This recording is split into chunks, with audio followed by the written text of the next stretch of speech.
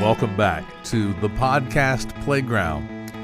Our newest podcast is The Best Podcast. Join Jay Carter and me, Vida Best, on The Best Podcast, where the dynamic duo brings you their insider secrets to everything wonderful. Now Jay and me dive deep into the top 5 everything, from the latest cell phones to affordable wines that won't break the bank. So tell a friend, you've found The Best Podcast, where every recommendation is a gem waiting to be uncovered. Tune in weekly for your dose of excellence.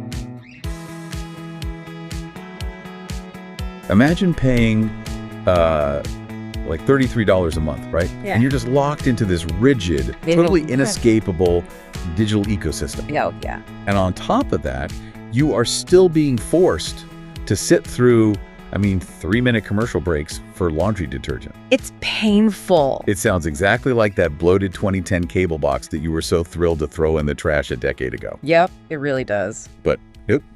Welcome to the so-called innovative streaming reality of mid-2026. It is just a stunning reversal, honestly, because, we traded that single coaxial cable for this maze of really expensive apps. Right.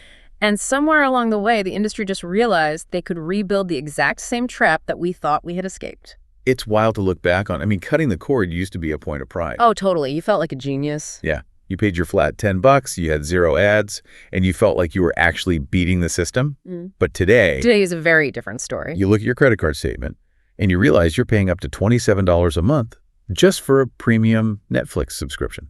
Just for one app. Exactly. And that's before they even ding you with those extra fees because, your kid at college is using the account. Right. The password sharing crackdowns. It is a chaotic digital world out there for you, the curious learner who really just wants to figure out what to put on the TV on a Friday night. Without needing an Excel spreadsheet to track your subscriptions. Yes, exactly.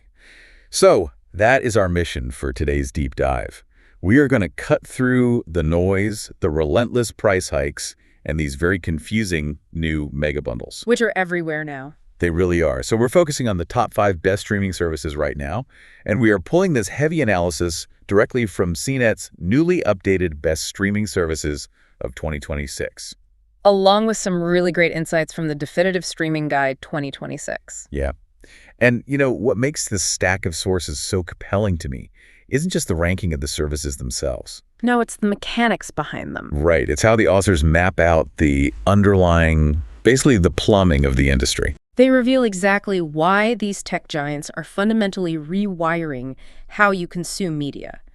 And, more importantly, how they extract value from your attention. Okay, so let's unpack this by starting with the absolute heavyweights. The platforms that essentially dictate our cultural water cooler moments. Which would be Netflix and Max. Netflix, obviously, is the global leader. It is basically shorthand for streaming at this point. You don't say, let's go watch streaming. You say, let's put on Netflix. Exactly.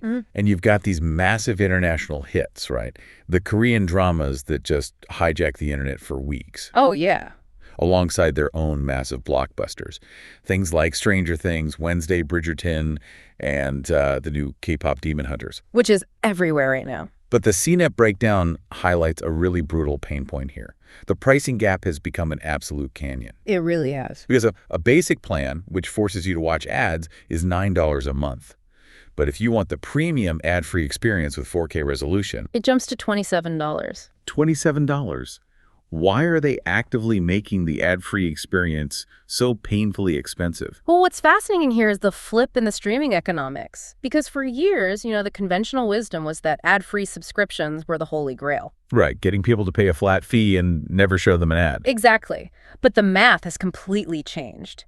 Netflix and all its competitors have realized that an ad-supported subscriber is actually far more lucrative than a standard ad-free subscriber. Wait, really? So the $9 user is actually worth more than someone paying like $15 or $18? Absolutely. How does that work? Because the advertising rates, they can charge brands to play these unskippable commercials. Oh, right, because you literally can't look away. Exactly. You are a highly targeted, captive audience. The rates they charge for that are astronomical. Wow. So the ad revenue generated by that $9 user often pushes their total monthly value well past $20 for the company. That is insane. So the strategy is twofold now. They either force you down into the highly profitable ad tier, Or they price the premium 4K tier so absurdly high. Like $27. Right, so high that it actually makes up for the lost ad revenue if you refuse to watch commercials. Which completely explains why the middle ground is just disappearing. Yeah, it's gone. They either want you watching ads or they want you paying a premium ransom. That's a good way to put it. And speaking of premium, that brings us to Max. The other heavyweight. Yeah, the definitive guide ranks Max as the absolute best for premium drama and blockbusters. Which makes sense given their history. Right, because of that huge corporate merger a while back.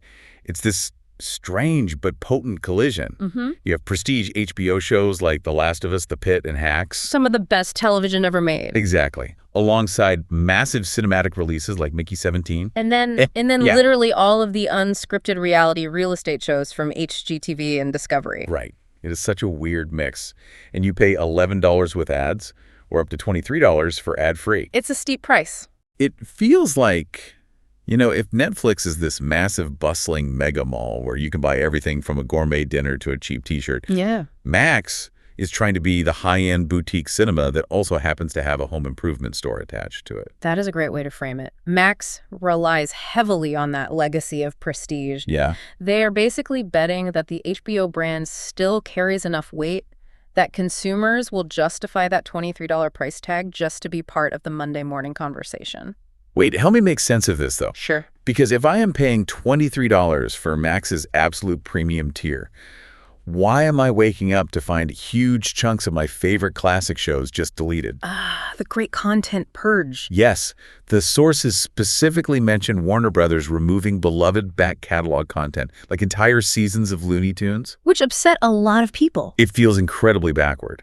If I'm paying top dollar for a premium boutique, shouldn't I have access to the entire vault? Like, why purge the classics? It does feel totally counterintuitive to the consumer. But it comes down to a very strict accounting reality. Accounting. Yeah, because keeping a show on a streaming platform is not free. Even if they own it. Even if they own it. It's not just a matter of server space. Every single month, an episode of Looney Tunes or, some old sitcom sits on that platform. The parent company owes residual payments. Oh, to the actors and writers. Exactly. Writers, actors, directors, and various unions. So it's this constant active drain on their finances. Exactly. Multiplied by thousands of episodes, a platform can bleed millions of dollars a year for content that just sits there. Because nobody's actually watching it every day. Right. The current metric for success in the industry isn't just having the biggest library anymore. It's efficiency. Yes, efficiency. If a classic show isn't actively driving new signups or preventing a massive wave of people from canceling, executives view it as a financial liability. Wow. So they run the math and decide that taking the public relations hit for removing Looney Tunes is entirely worth it. If it saves them like $20 million in residual payouts. Precisely. They are no longer growing at all costs. They are aggressively monetizing the base they already have.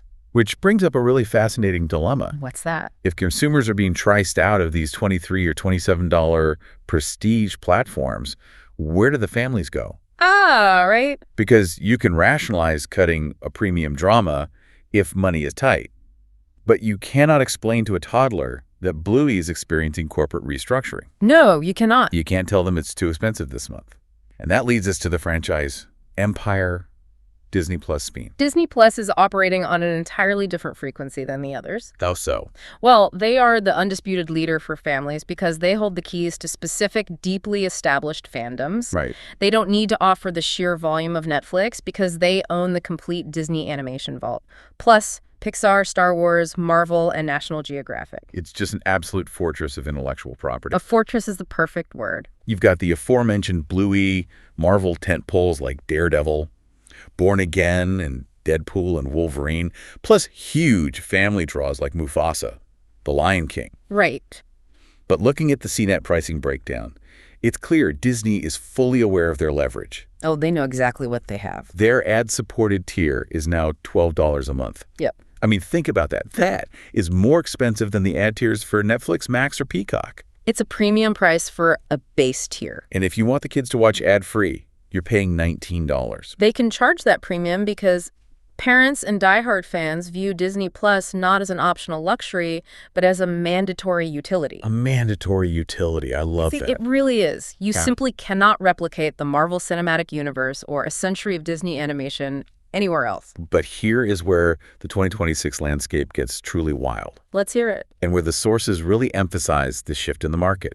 Disney Plus isn't just a standalone, family-friendly app anymore. Not at all. They have fully integrated Hulu directly into the Disney interface. Right. So right next to Mickey Mouse, you have access to incredibly intense, mature shows like Shogun and The Handmaid's Tale. Which is quite the visual contrast. It really is. Plus, Yeah. they're funneling ESPN Sports in there. Right. But the real shocker is the new Mega Bundle. You can now purchase Disney plus Hulu and Max, a direct corporate rival, all bundled together for $33 a month, ad-free. The Mega Bundle. So what does this all mean? I mean, we cut the cord to escape bloated cable packages, and now we are happily paying $33 for a mega bundle of rival networks. We literally just reinvented cable TV. We did. But if we connect this to the bigger picture, it is a brilliant defensive maneuver against the industry's biggest nightmare, Which is? churn. Right. People signing up, binging a season of a show in a weekend, and immediately hitting cancel. Precisely. Churn destroys revenue predictability for these companies. Makes sense. So these massive mega bundles are designed to function like a financial roach motel for your subscriptions. A roach motel. Yeah.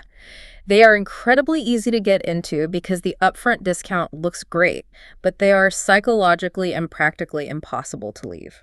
Because your entire household's viewing habits are trapped inside it. Exactly. Think about it.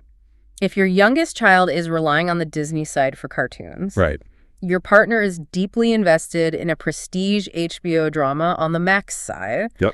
and you are using the Hulu side to catch up on FX shows, the internal household coordination required to cancel that $33 bundle is just too high. You'd have to negotiate with everyone in your family. And nobody wants to do that, so you will just leave it running forever. It is so true. By teaming up with their direct rivals, they have successfully built a wall around your monthly entertainment budget. And if Disney and Max are subtly rebuilding the cable bundle, our next two services on the top 5 list are actively embracing it. Let's talk about them. Let's look at how YouTube TV and Peacock are literally replicating traditional television. These two platforms really prove that the traditional broadcast model, live events, channels, appointment viewing, never actually died. It just changed its delivery mechanism. Exactly. The definitive guide cites YouTube TV as the absolute best traditional live TV replacement. Because of the features. Yeah, you get over 100 live channels, all your local networks like ABC, CBS, FOX, NBC, and an unlimited cloud DVR. Which is huge. The guide explicitly points out how much cleaner and more reliable it is compared to Hulu's live TV option. Right, which has gotten really expensive. Yeah, Hulu Live has bloated up to a hefty $90 a month. It's basically a cable bill. But the service that really caught my eye here is Peacock. It's universally recognized in both sources as the best value option. It is very aggressive on pricing. Peacock starts at just an $8 budget tier called Select, and it goes up to $17 for their Premium Plus, which removes ads and lets you download shows for offline viewing. Right. And Peacock's strategy leverages the massive multi-generational NBC Universal Library to create a very specific type of viewing habit. Yeah, you get this incredible mix of ultimate comfort watch sitcoms. We're talking The Office, Parks and Rec. Shows people just leave on in the background. Exactly. Plus, massive reality TV juggernauts like Traitors and big cinematic releases like Wicked. For good. Not to mention the sports. Yes. Crucial live sports, which we really need to talk about. Sunday Night Football, Premier League Soccer, and WWE events. That's the real hook. But here's where it gets really interesting. I have to ask you about this $8 value proposition. Okay.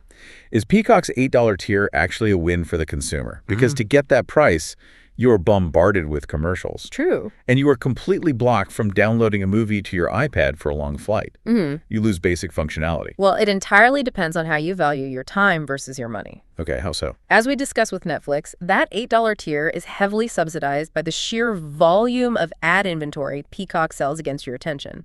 Right. They deliberately degrade the user experience, like removing offline downloads, to heavily incentivize you to upgrade to the $17 tier.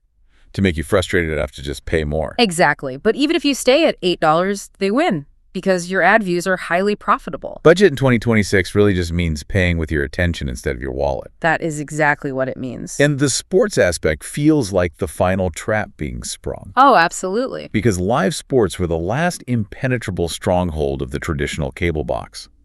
For 20 years, people kept their cable subscriptions solely because they couldn't afford to miss a live game. And this is why Peacock is in the top 5. They realize that a sitcom can be binged a month later. Sure. But a live football game or a WWE pay-per-view loses almost 100% of its cultural and financial value the second the broadcast ends. Right. Nobody cares about yesterday's score. Exactly. That urgency is the ultimate leverage. If you are a diehard Premier League fan, you cannot wait. You have to subscribe. You have no choice. Budget streamers are weaponizing exclusive live sports to force adoption from demographics that might otherwise just ignore them entirely. It's a brilliant, really aggressive play. It's working too. Okay, so we've covered the top 5 heavyweights. We have Netflix, Max, Disney+, YouTube TV, and Peacock. The big players. But the CNET guide goes further, pointing out that you don't have to be a multi-billion-dollar everything app to survive. Right. Sometimes you just need to be the absolute best at one specific thing. So let's dig into the niche survivors. This is where the ecosystem fractures in a really interesting way. These platforms survive by offering deep curation rather than endless algorithms. Let's start with the Apple TV Plus meter. It sits at $13 a month. And the immediate standout is 0 ads. Which feels like a luxury in 2026. It really does. They have premium, critically acclaimed originals, Severance, Ted Lasso, and Coda, which literally won Best Picture. Quality stuff. It's also become an incredible hub for high-end nature documentaries like Prehistoric Planet. Yeah. But they have almost 0 back catalog. Very little. If you aren't watching a brand new, massive budget Apple original, there is no archive of old 90s sitcoms or random comfort movies to fall back on. Yep. So help me classify this. If Apple TV Plus charges $13, has virtually no historical library, and relies entirely on a slow drip of its own originals, Yeah. is it even a streaming service in the traditional sense? Or is it really just the modern digital equivalent of an HBO add-on channel? This raises an important question about user expectations, because your analogy hits the nail on the head. Really? Yeah. Apple TV Plus is not trying to be your primary entertainment hub. The executives at Apple know they cannot compete with Netflix's endless algorithmic buffet. They just don't have the volume. Exactly. Yeah. Instead, they have positioned Apple TV Plus as the premium ad-free dessert. The dessert of streaming. I love that. Exactly. You consume your high-volume main courses over at Netflix or YouTube. Right. And when you want a highly curated, pristine, prestige experience without a single commercial interruption, You open Apple. you open Apple. You pay for the curation and the total lack of clutter. That makes a lot of sense. Then you have Prime Video, which is fascinating because it's technically included with your Amazon Prime shipping membership. Or you can pay a $9 standalone fee. Right. It's great for massive genre originals like The Boys, Fallout, and they have Thursday Night Football. Huge draws. But the CNET guide zeroes in on a major, very frustrating change. Prime Video now defaults to showing you ads, even though you are already paying for an Amazon Prime membership. Yep. If you want to get rid of the ads, you have to pay a $5 penalty fee every single month. It is a textbook example of degrading the default experience. It's infuriating. Oh, totally. They took the ad-free environment that millions of Prime users had enjoyed for years, filled it with commercials, and then generously offered to sell the original clean experience back to them. For an extra $60 a year. I mean, to the user who just wants to watch a Thursday Night Football game without feeling nickel and dimed, it's terrible. But from a revenue standpoint, it's obviously incredibly effective. It's a huge revenue driver. Moving on, we have Paramount Plus Stay, which runs from $9 up to $14 if you include Showtime. Right. Paramount is really cornering 2 massive, very specific demographics. First, deep childhood nostalgia. They have the entire SpongeBob catalog and classic Nickelodeon. Essential for a lot of millennials. Yes. And second, what I like to call the Taylor Sheridan Dad television universe. That is a very accurate The description. massive, sprawling hits like Landman and the Yellowstone spin-offs, combined with live, local NFL games on CBS. Paramount Plus is the ultimate legacy media survival story. How so? CBS and Viacom looked at their historical vaults and traditional broadcast rights. And rather than trying to beat Netflix at the algorithm game, they carved out a fiercely loyal, specific audience. An audience that values traditional television formatting. Exactly. And we absolutely cannot leave out the hyper-niche specialists that the definitive guide highlights. Because when algorithm fatigue sets in, curation really is king. It is. You have Crunchyroll, which remains the undisputed GOAT for anime. Why scroll through Netflix's scattered anime section when Crunchyroll offers thousands of dedicated simulcast episodes, right? Exactly. Yeah. Then you have Shudder, the absolute GOAT for horror fans. Again, curation. A horror fan doesn't want an algorithm guessing what they like based on them watching a baking show with their family. Right. They want a hand-picked, terrifying library. And finally, for the truly die-hard sports fans, DirecTV Stream is cited as the absolute essential service. Which brings us back to the live sports dilemma. It does. DirecTV has unmatched coverage of those local regional sports networks. The RSNs? Yeah. If you want to watch your local MLB, NBA, or NHL team night in and night out, the regional blackouts on other apps will just drive you crazy. They are the worst. DirecTV is the expensive but necessary tool for that specific job. These niche platforms really illustrate that the era of the single app solution is entirely dead. It's gone. The market has matured, the costs have risen, and the services have fractured into these highly specialized silos. Which brings us to our ultimate takeaway for you, the listener, as you sit on the couch, remote in hand, trying to navigate this landscape tonight. What's the verdict? What we've learned from these 2026 guides is that streaming is no longer a one-size-fits-all game.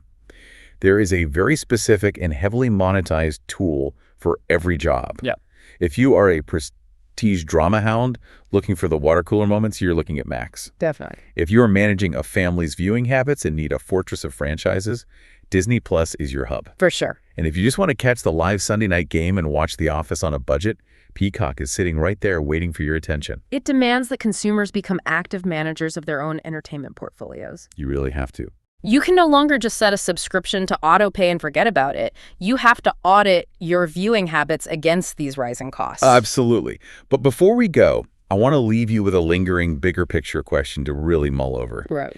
We've spent this entire deep dive looking at the mechanics of this industry. We've seen prices skyrocket. Up and up. We've watched ads aggressively invade almost every single default tier, unless you are willing to pay what feels like a ransom fee, like Prime's $5 upcharge. Yeah. And we are watching massive historical corporate rivals happily team up to build these huge mega bundles designed specifically to prevent you from ever canceling. The entire ecosystem has fundamentally reshaped itself to build walls around the consumer's wallet. It has. So as you look at your own credit card statement this month and you tally up the $27 for Netflix, the $33 for the mega bundle, the extra $13 for your Apple dessert. Don't forget the live sports add-ons. Right, and the live sports add-ons.